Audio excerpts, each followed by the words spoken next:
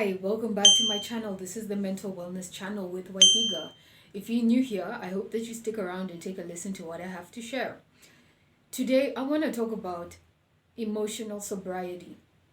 Maybe you've heard that term. What is emotional sobriety? I think by now we all know what physical sobriety is. You physically become sober. You stop drinking, you stop taking drugs, stop partaking in that addictive behavior. But what is emotional sobriety? That's what we're going to talk about today. Emotional sobriety is the crux of the problem. Emotional sobriety is essential for one to have long-term sobriety. Emotional sobriety is a lot of things, but ultimately it comes down to where do you place your dependence upon? Do you place your dependence upon yourself? Do you place your dependence upon a thing? Do you place your dependence upon people? Or do you place your dependence upon God? Emotional sobriety is how you behave and how you act when you have been separated from your addiction, from your drug of choice for a while. I'm an alcoholic in recovery. I have just celebrated 6 years of recovery. And that's only by the grace of God. Now, there are a couple of things that I do and have done to get me to this point. I attend 12-step meetings every day. I have a sponsor in a 12-step program. And I do service at these meetings. I also have sponsees. So I'm quite active in the 12-step program. I'm active in my recovery. And really nothing comes above my recovery. When you've been sober for a while, you realize that you start to act funny. You start to act really funny again. The irritation comes back. The depression comes back.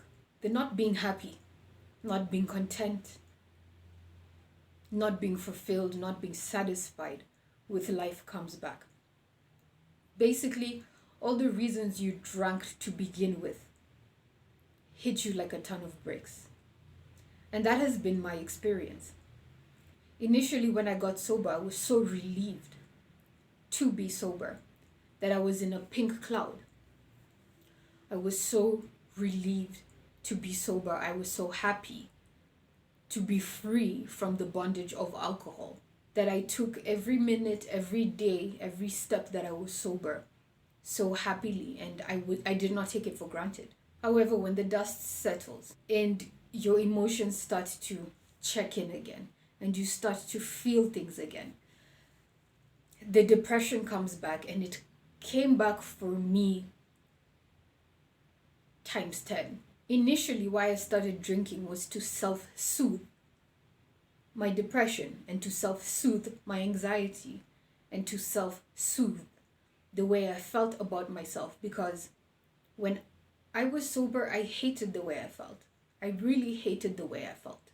When I found alcohol, alcohol took that away. Temporarily, it did.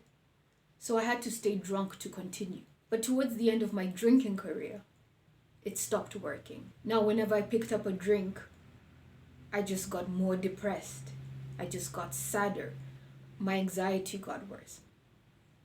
So finally, when I was able to go into a 12-step program and I was separated from alcohol, initially I was very excited. I was very happy. And then after a couple of months, it wears off. And if you're not taking certain actions, if you're not working the 12 steps of recovery, if you don't have a sponsor to take you through the work, if you're not working with others, if you're not in a meeting every single day, you will suffer. So it's just called being a dry drunk. You're just dry. You're just not drinking. But apart from that, there's nothing else going on. You're really unhappy. I was really unhappy, on edge all the time, very angry at life, at God, at the world. Because here I was, I had given up alcohol. I had given up the biggest sacrifice of my life, and I still wasn't happy. That was infuriating to me. Because my deal was this: if I give up drinking, God, whoever you are, master of the universe, you better give me happiness. This better pay off. I didn't know that you actually had to work for it. I didn't know there was such a thing as emotional sobriety. I didn't know there were actual steps towards emotional sobriety. Now, how do you get emotionally sober? First, you have to be free. You have to be free from all dependencies. Dependencies such as people, places, and things. You have to be free of all dependencies. I had a cycle where I went through my dependencies. Okay, the alcohol isn't here, so let me hang on to men. And I depended on men and toxic relationships until I found out that didn't work. And then I ran to cigarettes. And then I found out that didn't work. And then I ran to food. And I'm finding out that does not work either. And then I ran to validation or attention from my parents or whoever it is. And you find out people can only go so far with you. You cannot fully depend on people, places, or things to fulfill you. So finally, I came to God again and gave my will and my life over to His care, with the understanding that I have no idea what the outcome is. But finally surrendering and saying, I'm out of ideas. I'm out of ideas. The way I'm living my life is painful. It's torturous. It's prolonged suffering. And I don't want to do it anymore. So God either is or He isn't. And to me, in those moments, God always is. And I surrender everything. The problem with myself being an alcoholic is my ego is so big and so fast growing that even after a genuine moment of surrender, a second later, I can take back my will so quickly and start saying, okay, how do we do this? What's plan B? What is plan B? Because a person like me will wrestle satisfaction out of people, places, and things. And obviously I won't find it because it doesn't work. So I will tire people, I will tire places, I will tire things, only to reach a rock bottom and realize the answer was God. The answer is God. So once again, how do you get emotionally sober? The great thing about 12-step programs is that they connect you through 12 steps to your higher power. That is just what I think in my experience. So through 12 steps, you unpack, you discover, and you discard things that you don't need, things that you need in order to have a conscious contact with your higher power. And ultimately, your higher power is the one that you ought to depend on for everything. I don't know when I'm going to get a job. I don't know if I'm going to get a job. I don't know what the next week of my life is going to look like. I have so many uncertainties right now, and I've made myself crazy figuring plan B, plan C, plan D, plan E. If this doesn't work, then I must do this. And if that doesn't work, then I must do that.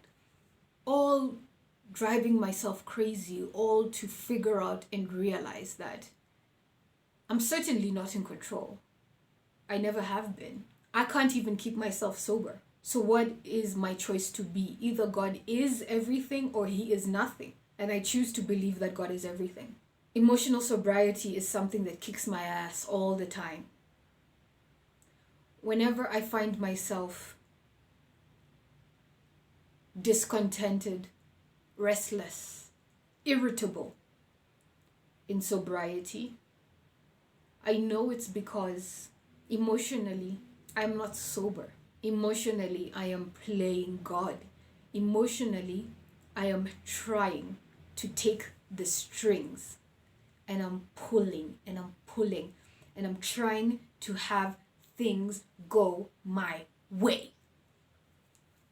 And when they don't, I begrudgingly surrender. Sometimes I surrender humbly, But other times, most times, I surrender begrudgingly. Fine, God, take it from me. So that is what in essence emotional sobriety is about. It is about how you behave, how you act, and how you feel when you are in sobriety. Because you can act like a drunk, you can act worse than a drunk when you are sober. You can do a lot of damage when you were sober. With untreated alcoholism, you can. So it's really important that one finds themselves in a 12-step program, or at least a spiritual program, because the issue of the alcoholic is lack of power and the illusion that we have control. We don't. I hope this video was helpful to you. Kindly like, share, and subscribe to my channel. Let us grow this community. Let us grow this channel. Subscribe to the Mental Wellness channel, and I will see you in a video shortly. Bye-bye.